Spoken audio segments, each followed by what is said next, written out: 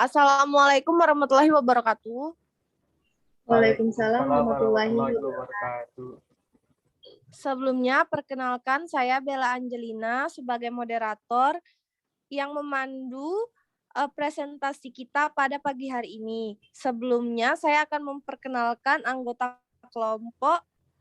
Yang pertama, Berliana Mauri, M. Gilang Ilahis, Sandia Bella Amanda, dan Rada Fitriani. Baiklah, untuk mempersingkat waktu,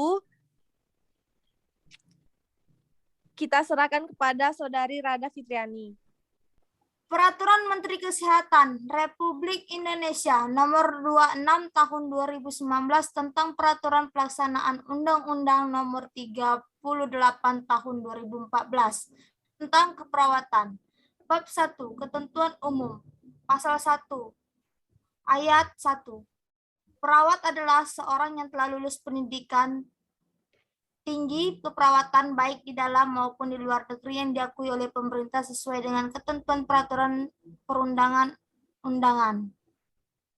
2. Perawat vokasi adalah perawat lulusan pendidik vokasi keperawatan paling rendah program diploma 3 keperawatan.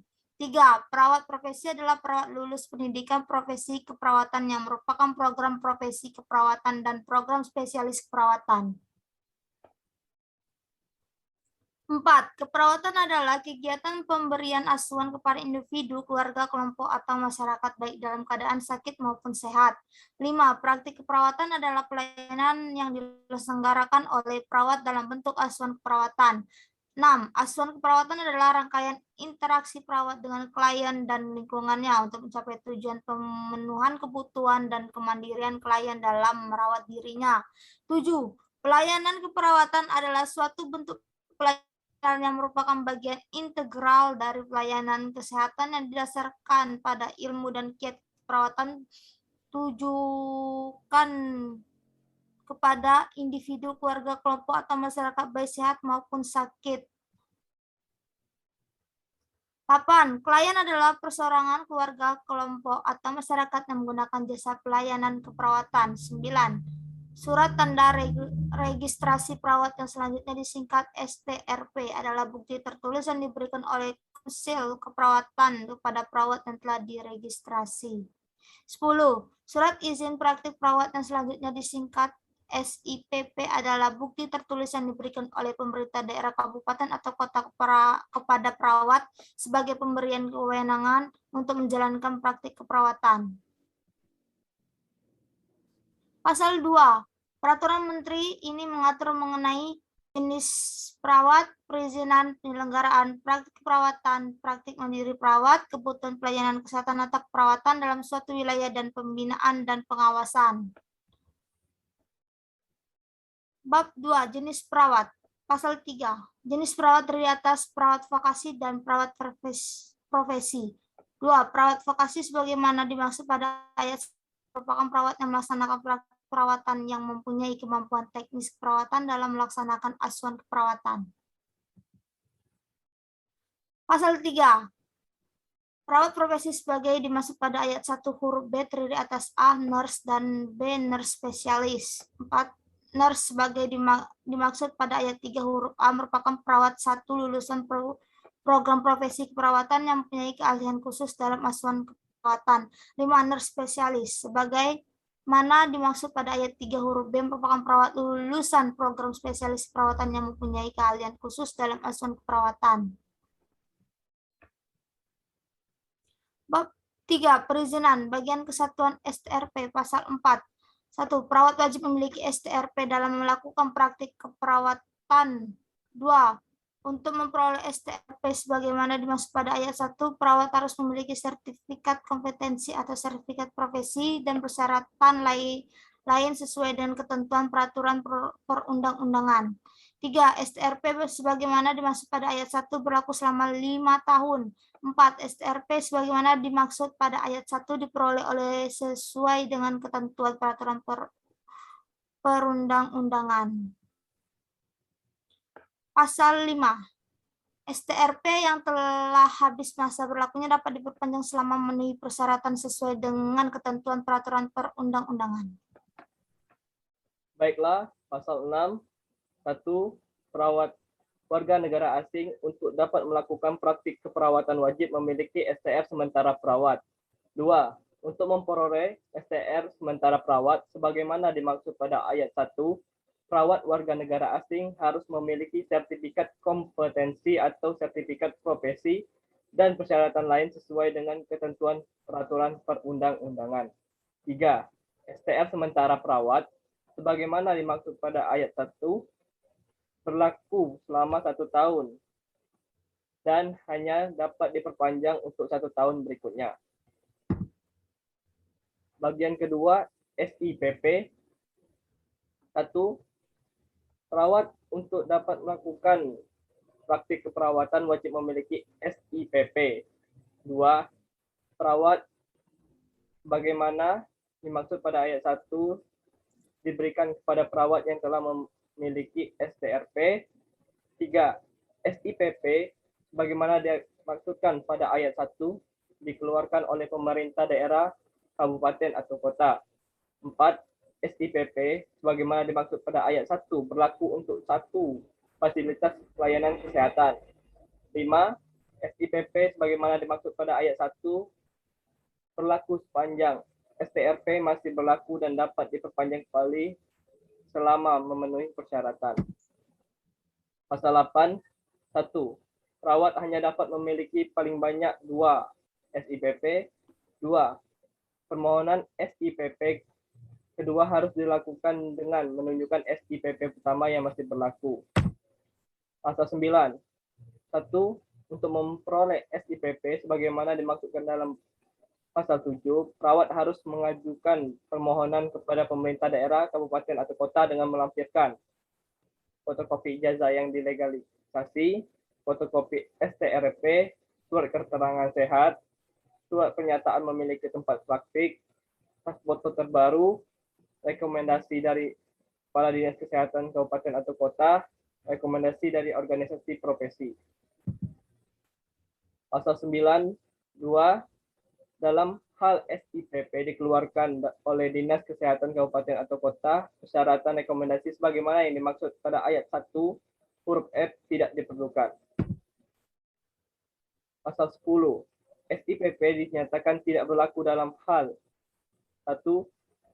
Tempat praktik tidak sesuai lagi dengan SIPP. 2. Masa berlaku STRP telah habis dan tidak dapat diperpanjang. 3.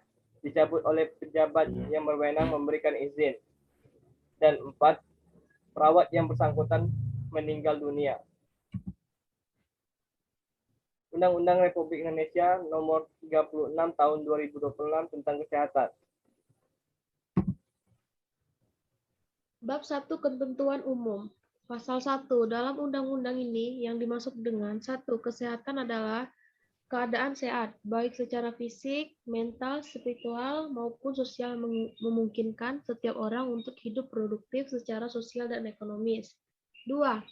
Sumber daya di bidang kesehatan adalah segala bentuk dana, tenaga, perbekalan kesehatan, sediaan farmasi dan alat kesehatan, serta fasilitas pelayanan kesehatan dan teknologi yang dimanfaatkan untuk menyelenggarakan upaya kesehatan yang dilakukan oleh pemerintah daerah, dan atau masyarakat. 3.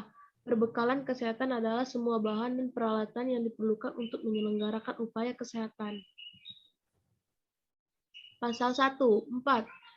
Sediaan farmasi adalah obat, bahan obat, obat tradisional, dan kosmetika. 5. Alat kesehatan adalah instrumen, aparatus, mesin dan atau impian yang lain mengandung obat yang digunakan untuk mencegah, mendiagnosis, menyembuhkan, dan meringankan penyakit, merawat orang sakit, memulihkan kesehatan pada manusia, atau membentuk struktur dan memperbaiki fungsi tubuh. 6. Tenaga kesehatan adalah setiap orang yang mengabdi diri dalam bidang kesehatan serta memiliki pengetahuan dan atau keterampilan melalui pendidikan di bidang kesehatan yang jelas untuk jenis tertentu, perlukan kewenangan untuk melakukan upaya kesehatan. 7. Fasilitas pelayanan kesehatan adalah suatu alat dan atau tempat yang digunakan untuk menyelenggarakan upaya pelayanan kesehatan, baik promotif, preventif, kualitatif, maupun rehabilitas. rehabilitatif yang dilakukan oleh pemerintah daerah, atau masyarakat. Bab 2 Asas dan Tujuan. Pembangunan kesehatan diselenggarakan dengan berasaskan pri kemanusiaan, keseimbangan, manfaat pelindungan, penghormatan terhadap hak dan kewajiban keadilan, gender, dan non-diskriminatif, dan norma-norma agama.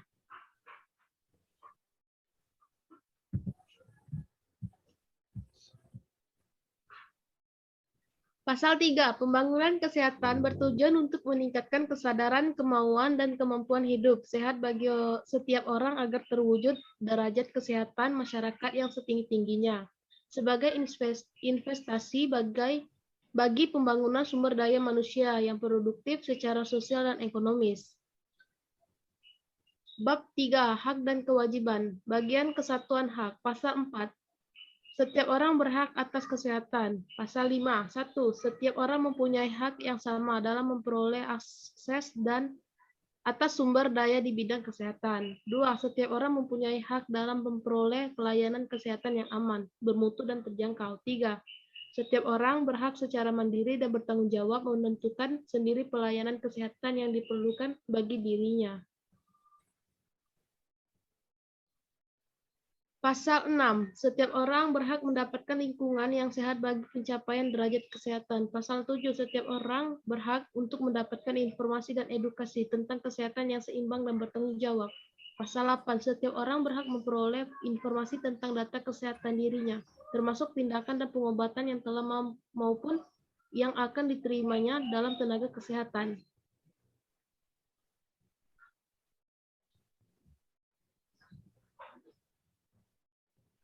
Bagian kedua, kewajiban. Pasal 9. 1. Setiap orang berkewajiban untuk mewujudkan, mempertahankan, dan meningkatkan derajat kesehatan masyarakat yang setinggi-tingginya. 2. Kewajiban sebagaimana dimaksud pada ayat 1. Pelaksanaannya meliputi upaya kesehatan perseorangan, upaya kesehatan masyarakat, dan pembangunan berwawasan kesehatan.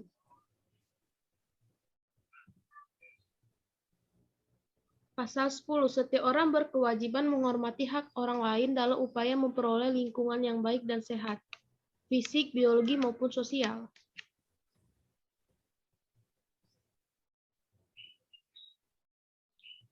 Baiklah, akan dilanjutkan oleh Berliana Mauri.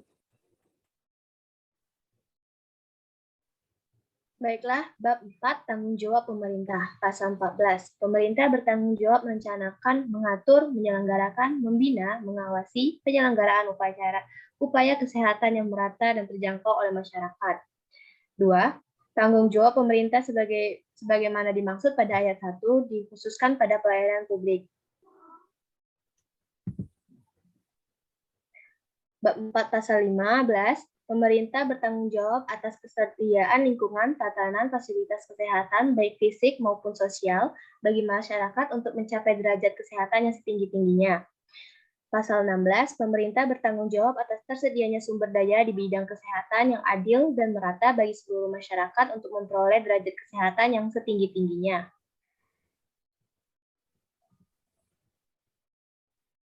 Pasal 17, pemerintah bertanggung jawab atas tersedianya akses terhadap informasi, edukasi, fasilitas pelayanan kesehatan untuk meningkatkan dan memelihara derajat kesehatan yang setinggi-tingginya. Pasal 18, pemerintah bertanggung jawab memberdayakan dan mendorong peran aktif masyarakat dalam segala bentuk upaya kesehatan. Pasal 19, pemerintah bertanggung jawab atas tersedia segala upaya kesehatan yang bermutu, aman, efisien, dan terjangkau. Pasal 20, bab 5, pasal 20, pemerintah bertanggung jawab atas pelaksanaan jaminan kesehatan masyarakat melalui sistem jaminan sosial nasional bagi upaya kesehatan perorangan.